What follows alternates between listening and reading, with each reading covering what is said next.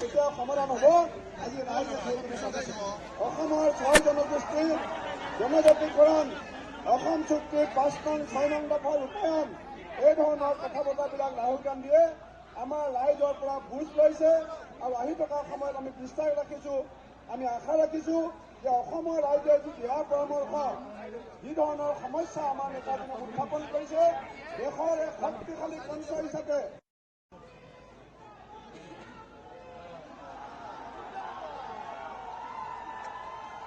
नमस्कार, कैसे हैं आप? धीरे धीरे ठीक हो? पिछले साल हमने कन्याकुमारी से कश्मीर तक भारत जोड़ो यात्रा की थी। इसके 2-3 कारण थे। एक कारण था कि पूरे देश में आरएसएस, बीजेपी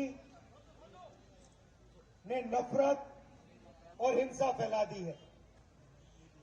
एक धर्म को दूसरे धर्म से लड़ा देते हैं, एक जात को दूसरी जात से लड़ा देते हैं, एक भाषा को दूसरी भाषा से लड़ा देते हैं।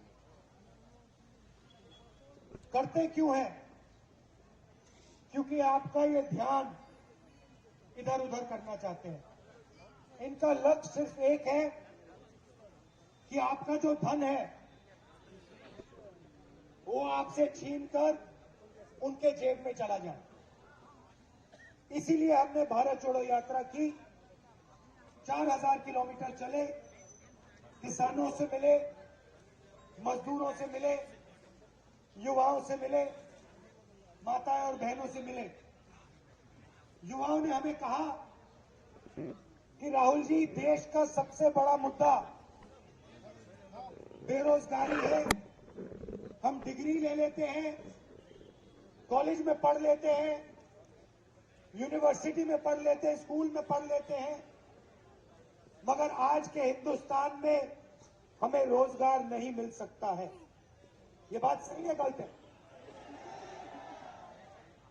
किसानों ने कहा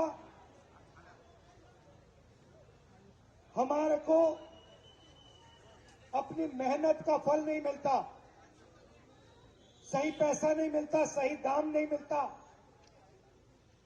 हम अपना पूरा खून पसीना लगा देते हैं, जान निकल जाती है, और फिर चाहे वो धान हो, गेहूं हो, उसका हमें सही पैसा नहीं मिलता। ये हमने मुद्दे भारत जोड़ो यात्रा में कन्याकुमारी से कश्मीर तक उठाए। महंगाई का मुद्दा उठाया तो लोगों ने हमें कहा कि देखिए, आप कश्मीर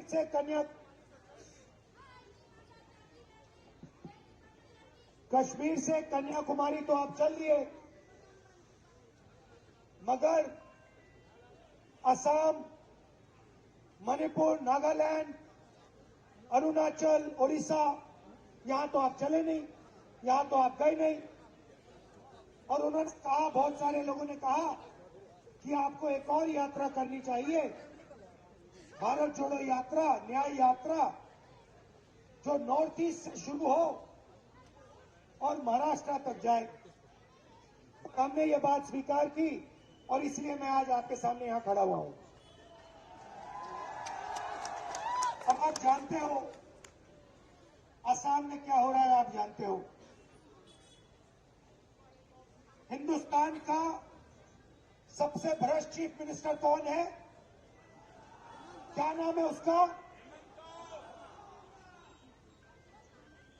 तो पूरा देश जानता है, पूरा असम जानता है कि आपके चीफ मिनिस्टर और उनका पूरा परिवार सबसे भ्रष्ट लोग हैं।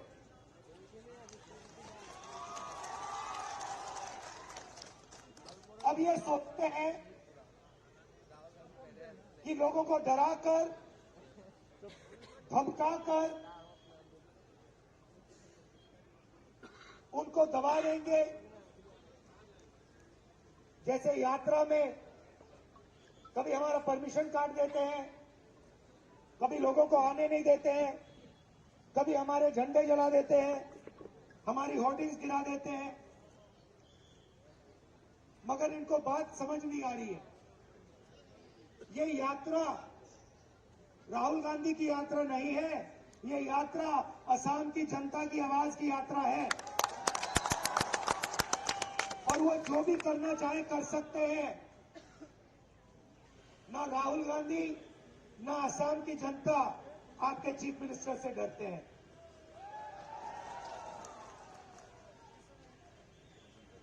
तो मैं आपको कहना चाहता हूं कि असम के युवाओं के खिलाफ, किसानों के खिलाफ अन्याय हो रहा है। आप युवा जो है, स्कूल जाते हो, कॉलेज जाते हो, यूनिवर्सिटी जाते हो, प्राइवेट कॉलेज में जाते हो, जेब से आप पैसा देते हो, लाखों रुपए लग जाते हैं, और फिर जब आप पास हो जाते हो, फिर आपको पता लगता है कि असम में हमें रोजगार नहीं मिल सकता। सही बात है।